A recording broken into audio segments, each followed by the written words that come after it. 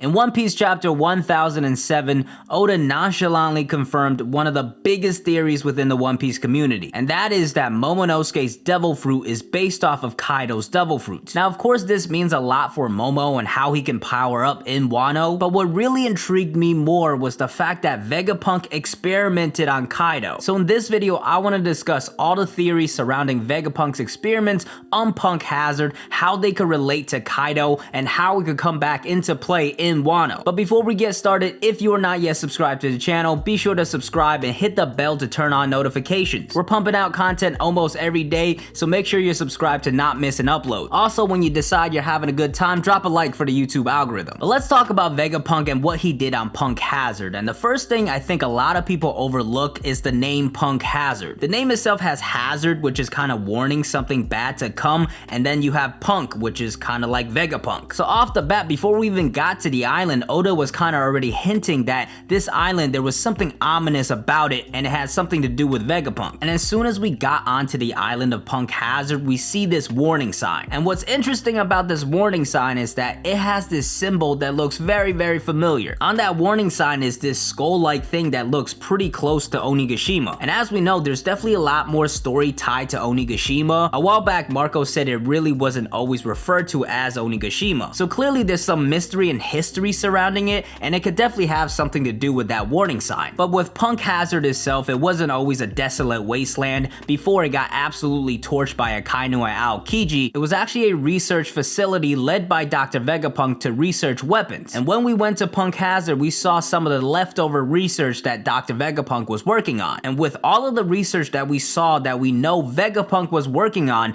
I think it all has some sort of connection back to Kaido. The three things that we saw that Vegapunk worked on was the ancient giant experiments with the frozen giants, the experiments to recreate dragons, and then the artificial devil fruit that Momonosuke ate. Two of those things have already been confirmed to have a connection to Kaido. Those frozen giants were failed experiments to recreate the ancient giant race, and it turns out Kaido actually bought some of those failed experiments, which are the numbers we see in Onigashima. Meanwhile, we have Momonosuke's devil fruit, which was confirmed to be made from Kaido's DNA essentially through the lineage factor. And finally, with the recreation of dragons, of course, Kaido has a dragon devil fruit. There's probably something there as well. Even besides that, it does still have a connection to Wano, where the only dragon that is canon in the story is the one that Ryuma killed. Besides that, we really haven't seen any actual dragons within the story, but they do exist. But yeah, at the end of the day, three of Vegapunk's biggest experiments to create weapons on Punk Hazard all had something to do with Kaido. And this is definitely not a coincidence, because at the very least, we know one of the experiments was based off of Kaido. Vegapunk only created that artificial devil fruit because Kaido was captured by the Navy. Now, how Kaido got captured by the Navy and what the Navy did to Kaido during his capture is definitely one of the things I'm most interested in, because when Kaido was introduced, Oda gave us very specific numbers about how he was defeated 7 times and captured 18. So I feel like that has to be fleshed out eventually about like how exactly he was captured. And the fact that he was captured by the Navy and not killed, I also find very interesting. Obviously, they try to execute him by the standard means and all those failed. Like the spears and the guillotine and the rope, all of those broke and had no effect. Maybe they try to drown him as well, but because of his fish devil fruit, that might counter it. But in the end, I really think if the world government wanted to kill Kaido, they could have kind of just been like, Sengoku, Garp,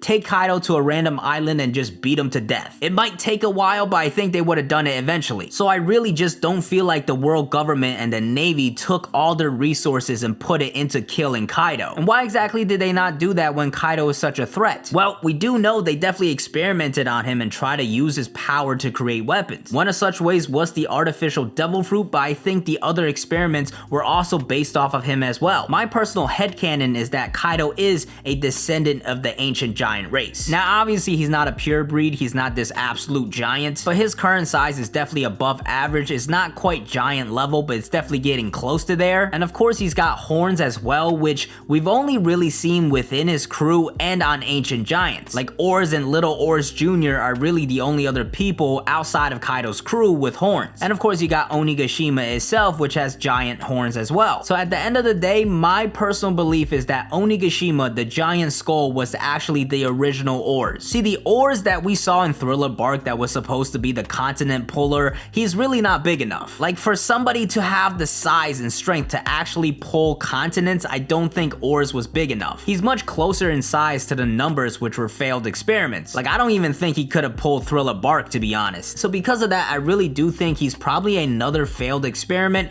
or like a very long time descendant that got frozen over or something. Either way, I really don't think he's the actual ores that was big enough to pull continents. Instead, if we look at Onigashima and how big that skull is, now that is a size of a person that can actually pull continents. So I do think the skull of Onigashima is actually the original ores, and it makes a lot more sense when you look at Wano itself and how it's built. The map of Wano looks like it's a puzzle put together by a 5-year-old. All these regions are separated, and it does look like a bunch of continents were pulled together. What's also interesting is that each region has different weather patterns, and although the Grand Line and the New World has some crazy islands, we have not yet seen an island where the island itself has different weather patterns throughout the island. The only one we've seen like that is actually Punk Hazard, but that was most likely due to Aokiji and Akainu. So the fact that Wano is structured this way, plus the crazy waterfalls going up next to it, I do feel like it was pulled together. So maybe Onigashima was the original ores, he pulled Wano together and then eventually died next to it. And you know what, Ores might have not even been a bad person. Maybe he was working with the Kazuki clan to protect them in some way. Obviously this information has to be filled in eventually, and you know who could actually do that? A person that might be back in the story? Toki. See, Toki came from Wano of the past from 830 years ago. Ores, on the other hand, was actually born 500 years ago. So obviously there's a big time gap there, and Toki's memory of everything is kind of shoddy at this point. So if she is back, she could kind of almost drop some hints about how Wano was different. Actually, she doesn't even have to be back. It could be like Kinemon remembering a conversation with her, of her saying like, I don't remember Wano being this big. It was only like the size of the flower capital before. And like, we didn't have all these seasons like winter and fall. So yeah, that's definitely one way it could be filled in and explained. And right now, I'm fully committed to this headcanon. And to go along with that, if Kaido is a descendant of Ores, it would make sense that he would want control of Wano and also want to live on Onigashima. Another thing that kind of goes hand in hand with Kaido being a descendant of Ores is how his crew has all those horns. Most of the top tier members of Kaido's crew all do have these horns, and I do think a lot of them are artificial. Like Jack is confirmed to be a fishman. I feel like Sasaki and Who's Who, their horns are probably fake. For somebody like Black Maria, it might not be impossible that she's also of that race. So yeah, I do feel like Kaido has some sort of connection to the ancient giant race, and if that has something to do with his insane durability, the world government definitely wanted to take advantage of that. So I'm guessing once they try to execute him and found out that they couldn't,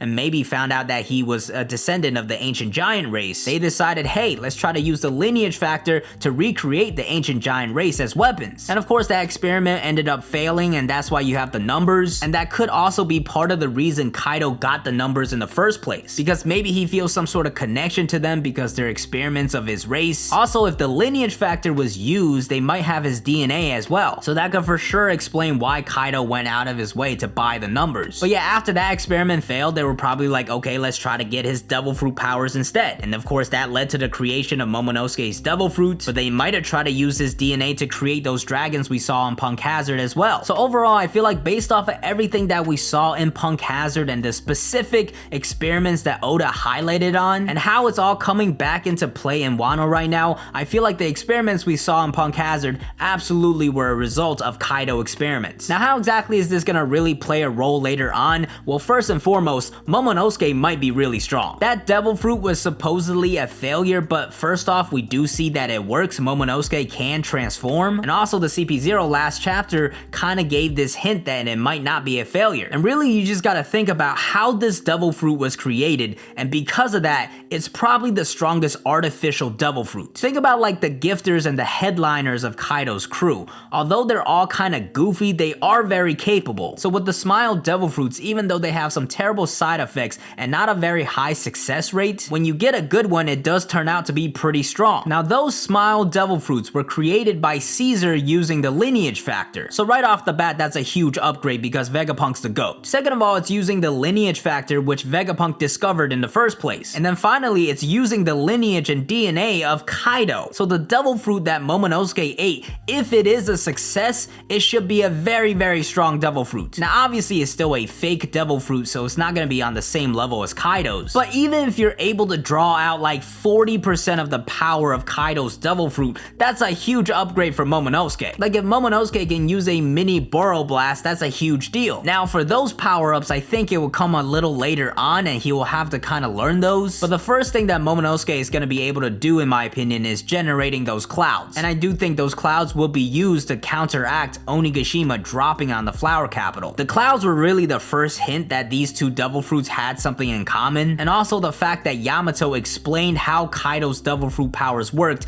in front of Momonosuke. I think that's foreshadowing for Momonosuke using this exact power. And it's also been the power that Momonosuke has consistently used throughout the story. The first time he really used his dragon powers was because he got scared of this Doflamingo flashback and he generated these clouds to get him and Luffy out of the basement. Now I know what you're thinking, it's gonna be a lot for Momonosuke to try to counteract Kaido's devil fruit powers and to try to hold up an island. But he doesn't have to completely stop it from falling down, he just has to kind of slow it down so nobody dies. Now as far as what it means for his powers in the future, I do think he has to learn more of these powers as he goes along. One possible way is Vegapunk showing up in Wano, which I made a video about and I do think is gonna happen. But based off of what the CP0 said, it feels like Vegapunk had a successful devil fruit but just didn't reveal it to the world government because it was too dangerous. So I feel like him coming to Wano and maybe explaining those powers to Momonosuke could be a way for Momonosuke to get stronger. And I gotta say, this confirmation that Momo's devil fruit has connection with Kaido's devil fruit, I do think it really helps his case of joining the Straw Hats, because now potentially this is another power that he has to kind of train and get better at. And of course the Straw Hats are all about diversity and Momo would be the strongest artificial devil fruit user. I think a lot of people are against Momo because they don't want to see him feeling up Nami and Robin and maybe Yamato the whole time. But for me, Momo's character has definitely matured a little bit. He's still gonna have those pervy moments, but I think it's becoming more and more likely that he does end up joining the crew. And also overall, I'm just incredibly excited to learn more about Kaido's backstory. Why exactly did he get captured by the Navy? Of course, his relationship with Yamato. Does he have some connections to the ancient giant race? The man is full of mysteries. But yeah, overall, that's my breakdown of the theories surrounding Punk Hazard and Kaido and Momonosuke. But if you have any theories of your own, let me know in the comments below. But as always, thank you guys for watching. If you had a good time, be sure to drop a like. Make sure you are subscribed with the notifications turned on to keep up with the channel. Thank you to all my King Pirates Elite members on YouTube and Patreon for supporting the channel. Be sure to follow me on Twitter and Twitch at I'mDZach, and I'll see you guys next time. Peace!